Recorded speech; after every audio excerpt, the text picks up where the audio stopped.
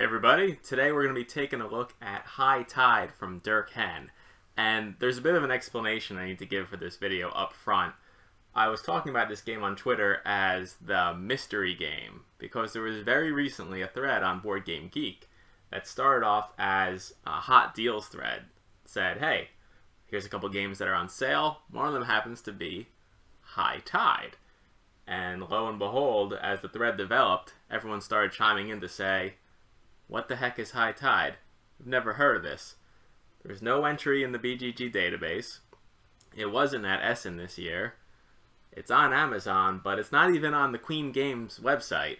The only thing anyone could dig up was two cryptic teaser tweets that showed blurred out pieces of the art for High Tide. So hey, I had an Amazon gift card. This thing was 50% off. It's 25. It's supposed to be 50, and no one's even ever heard of it yet. So hey, it's Christmas.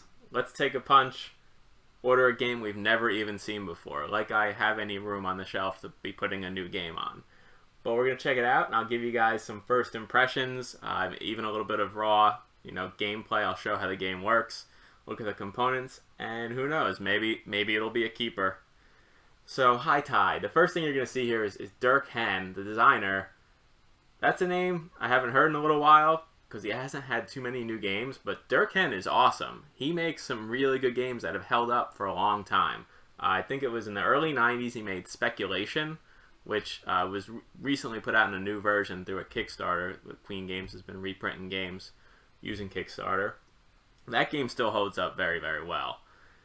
He also has some awards under his belt. He won the Spiel in 2003 for Alhambra, a game that absolutely still holds up. And he won the Golden Geek of Game of the Year in 2007 for Shogun, which was a re-implementation of Wallenstein. Both versions of that game were fantastic. So hey, Dirk Henn is an A in my book, and I was surprised to see a game that no one had ever heard of from someone who actually is a well-known, famous German board game designer. So let's take a look. What is High Tide? This is a family-style push-your-luck game. It says here, High Tide is short and fun family game for 3 to 6 players. Every player tries to place his deck chairs on different beach sections closer to the sea than the other player's deck chairs. But you have to be careful. If the deck chairs are too close, the High Tide will swallow them. Push your luck in this dice-driven game and secure the best spots on the beach. And oh no, there are 4 expansions included in the box already. This is definitely this is Queen Games right here. We have the big box edition before it has even come out. So we'll get to that in a little bit. But just looking at it, I mean, whoever the artist was here, I'll have to look that up and throw their name in the video description. Did a fantastic job. This got a cool theme. I know my kid saw me open the box and she was already like, what is this? I gotta play this game, Daddy, because it looks pretty cool. It's got some nice art. So let's get to the actual game itself, and I'll show you a bit here.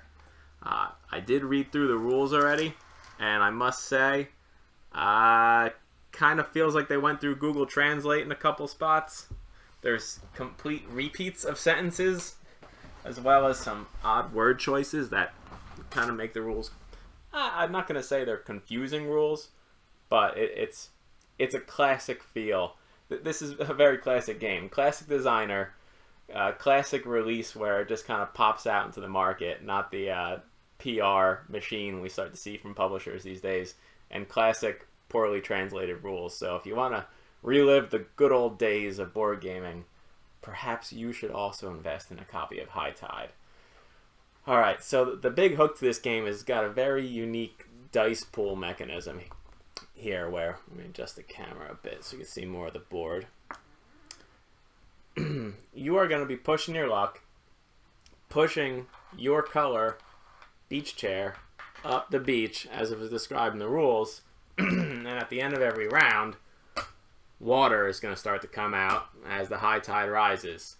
We will go 6 rounds here, unless someone lines up with their beach chair in the ocean, at which point the game just ends and we go to highest score.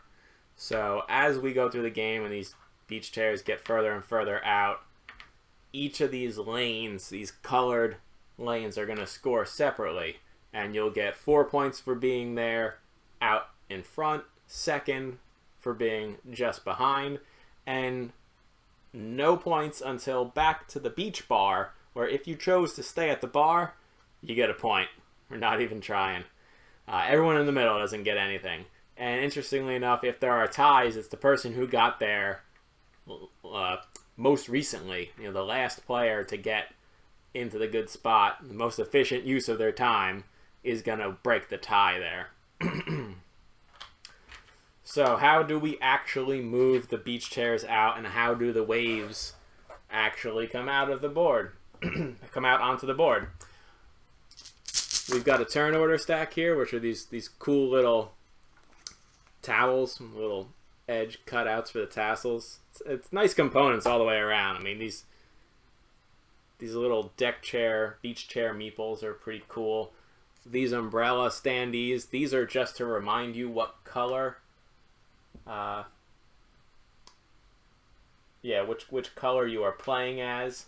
And the rest of these components back here tucked away, those are some of the expansion ones I'll get to at the end of the video. So, back to what we were talking about. How do you actually get people out on the board? Well, you're going to take 2 dice, you're going to roll them, and I'm going to make a decision. Do I want to accept this die roll? Do I want to move 5 spots up on the black beach and 4 spots up on the yellow beach? Or do I want to say, nah, I'm going to put that in the available die pool and I'm going to the bag again. Let's go to the bag. 2 purples. Do I want to move 9 spots on purple? Let's pretend I'm green and I say, yes, I do. Boom. 9 spots on purple. These go back in the bag. Now, it's blue's turn. They have a decision to make. Do they want to take the available dice, or do they want to go to the bag as well? If they choose to take this, they get to re-roll both dice. If these happen to be down here, they get to re-roll 1 die. Otherwise, there are no re-rolls granted to them. And they continue playing until everyone's taken a turn. After that's totally complete, you look to see if there's 1 row that happens to have dice left on it, and that dictates where the waves come out. So if we had all moved up some number, let's just throw some chairs out there. If this was the end result at the end of the turn, then the black, being the higher number, is going to get a large wave, and the yellow, being the lower number, is going to get a small wave. And we continue on for 5 more rounds. That's pretty much the whole game. The expansions don't feel really necessary. In one, if you are taking the lowest die roll, you're going to get a special power that you could use during a turn. I mean, they do help. Some of them are weak, some of them are more powerful than others. There's also a shark attack one, where at the beginning of every round, whatever chair is in the lead is going to have to scoot back away from the water because of the fear of sharks.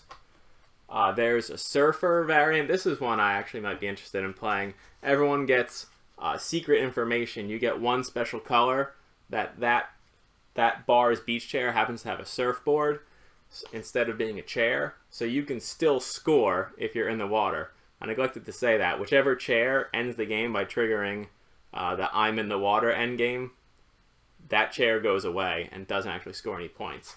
If you're the surfer, though, you'll score 6 points instead of 4 for being in first place and in the water. You wouldn't score for second place if you're on the beach because you're still running there, but you'd score double. You'd score 2 points for being at the bar. The last variant, and I'll be honest, this one seems kind of lame just from reading the rules. You put out these coins in increasing value from spaces 1 to 8, and this becomes who is the first person to take, the longest leap. I guess it's 1 to 9. Really, only your first step out onto the beach counts. Whichever one you land on. Say I went 4, I take the 4 coin, and I can never take a purple coin again. If blue comes and they get, they roll 2 purple dice and they manage to get higher than 6, they get the 8, boom, they got 8 points for blue. At the end of the game, you just add up all your coins. and that's your victory points. It's extremely vague in the rules whether you still score the traditional way, whether this is an added variant, or it kind of reads like it replaces the scoring.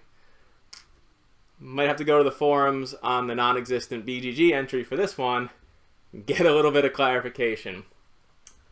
But that's High Tide. I'm going to give it a play in a little bit with the family, and I'll post some of my thoughts actually having tried the game on Twitter. It looks interesting. It feels like can't stop, but the game is fighting against you with the waves coming back at you.